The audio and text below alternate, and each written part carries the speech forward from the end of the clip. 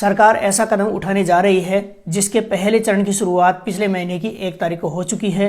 आखिर क्यों सरकार पूरी तरह से नोटबंदी कर रही है, जनता को इसका क्या फायदा होगा और कितने बड़े पैमाने पर नुकसान होने वाला है। आरबीआई के मुताबिक रिटेल के लिए डिजिटल रूपी के पायलट प्रोजेक्ट के दौरान इसके डिस्ट्रीब्यूशन और इस्तेमाल की पूरी प्रक्रिया की टेस्टिंग होगी।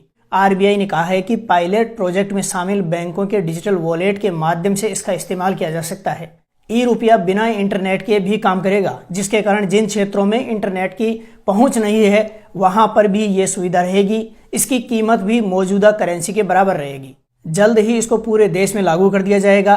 धीरे धीरे ये मुद्रा लोगों के लिए चलन में आ जाएगी। इस तरह से सरकार ने पूरी नोटबंदी की शुरुआत कर दी है। नमस्कार, मैं राम गोपाल जाट और आप देख रहे हैं सियासी भारत। आपको याद होगा साल 2016 का वह दिन जब रात को 8 बजे प्रधानमंत्री नरेंद्र मोदी ने टीवी पर आकर अचानक घोषणा कर दी थी कि आज रात 12 बजे से 1000 और 500 रुपये के सभी नोट बंद हो जाएंगे। इनको किसी भी काम में नहीं लिया जा सकेगा। उसके बाद देश ने अब तक की सबसे बड़ी आर्थिक त्रासदी का दौर देखा, जब घंटों लाइनों में लगकर लोगों ने अपने पुराने नोट बदलवाए थे।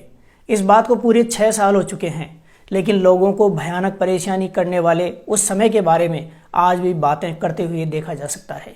अधिकांश लोगों को आज दिन तक भी समझ में नहीं आया कि आखिर मोदी सरकार ने अचानक इतना बड़ा फैसला लेकर नोटबंदी क्यों की। आखिर क्या वजह थी कि करोड़ों की मात्रा में छपे हुए नोटों की अचानक रद्दी करनी पड़ी। आखिर क्या कारण था जो सरकार ने इतना बड़ा निर्णय लेकर देश को असमंजस की स्थिति में डाल दिया था। हालांकि सरकार का पक्ष रखने वाले लोगों का मानना है कि बड़े पैमाने पर 1000 और 500 रुपये के नोट लोगों ने काले धन के रूप में जमा कर रखे थे, जिनको बाहर निकालने के लिए ये फैसला लेना पड़ा था। देश में लोगों ने अपने पुराने सारे नोट बदलवाए, तब जाकर राहत की सांस ली।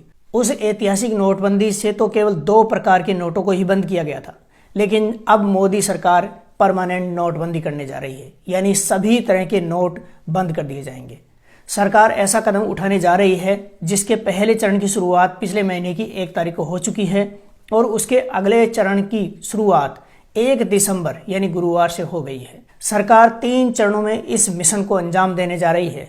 इसके बाद देश में सभी प्रकार के नोट पूरी तरह से बंद हो जाएंगे। आखिर क्यों सरकार पूरी तरह से नोटबंदी कर रही है, जनता को इसका क्या फायदा होगा और कितने बड़े पैमाने पर नुकसान होने वाला है।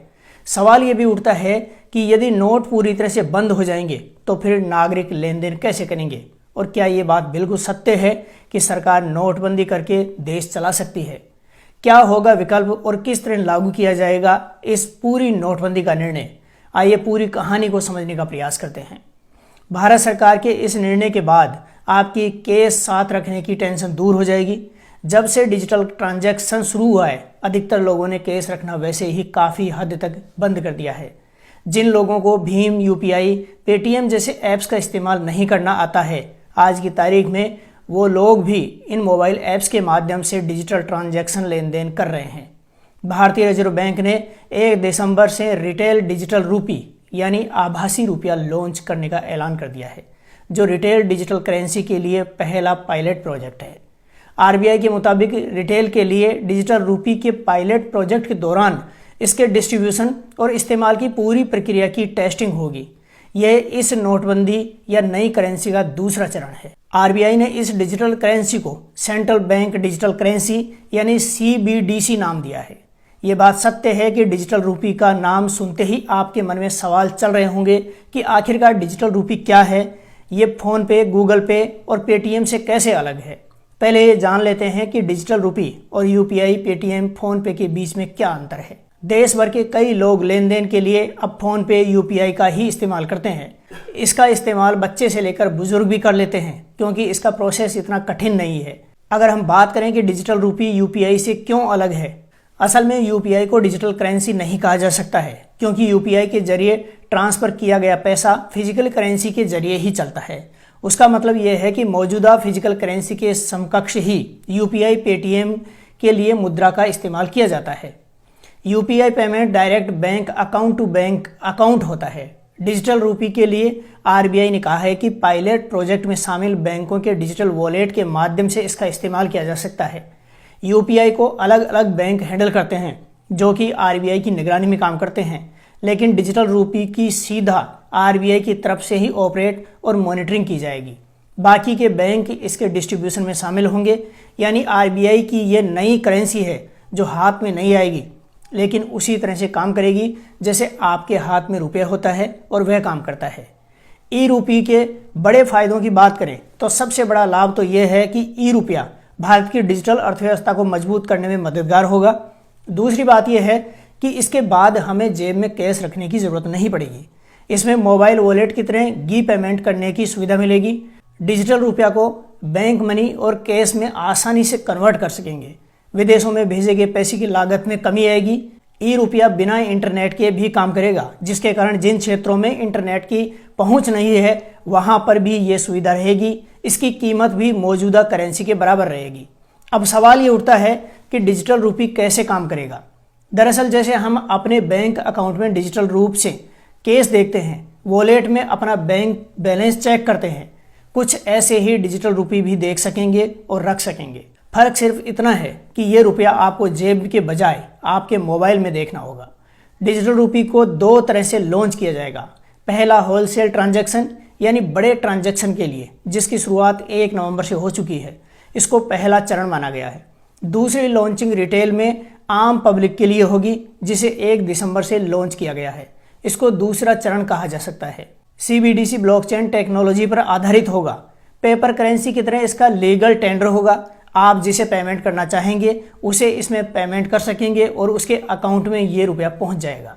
दरअसल UPI payment direct bank account to bank account होता है। रिजर्व बैंक ने डिजिटल रुपये के लिए कहा है कि पायलट प्रोजेक्ट में शामिल बैंकों के डिजिटल वॉलेट के माध्यम से इसका इस्तेमाल किया जा सकेगा। अब क्या है कि यूपीआई को अलग अलग बैंक हैंडल करते हैं और ये बैंक रिजर्व बैंक की निगरानी में काम करते हैं, लेकिन आपके डिजिटल रुपये को सीधा रिजर्व बैंक द्वारा ही ऑपरेट और मॉनिटर किया जाएगा। बाकी के बैंक इसके डिस्ट्रीब्यूशन में शामिल होंगे, यानी इस पतंग की डोर आरबीआई के हाथ में होगी। डिजिटल रुपये का लेन देन पर्सन टू पर्सन और पर्सन टू मर्चेंट दोनों ही तरह से किया जा सकेगा। इसके अलावा अगर आपको किसी व्यापारी को पेमेंट करना है तो आप उसके पास मौजूदा क्यूआर कोड को स्कैन कर पेमेंट कर सकते हैं। तो सीधे ऐसे समझ लीजिए कि देश का अपना डिजिटल रुपया शुरू हो गया है, क्योंकि अभी तक हमारा ऑनलाइन पेमेंट फिजिकल करेंसी में ही चलता है। सीबीडीसी केंद्रीय बैंक द्वारा जारी किए गए मुद्रा नोटों का एक डिजिटल रूप है, यानी आभासी मुद्रा है। वित्त मंत्री निर्मला सीतारमण ने आम बजट में वित्त वर्ष 2022-23 से ब्लॉकचेन आधारित डिजिटल रुपया पेश करने का ऐलान किया था, जिसको अब लॉन्च कर दिया गया है। आज से यह सुविधा 5 बैंकों के साथ कुछ शहरों में शुरू हो रही है। जल्द ही इसको पूरे देश में लागू कर दिया जाएगा। धीरे धीरे ये मुद्रा लोगों के लिए चलन में आ जाएगी। इसके बाद लोग जेब में नोट रखना नहीं चाहेंगे। इस तरह से सरकार को नोट छापने की जरूरत नहीं पड़ेगी और फिर वर्तमान पूरी मुद्रा गुजरे जमाने की बात हो जाएगी। इस तरह से सरकार ने पूरी नोटबंदी की शुरुआत कर दी है।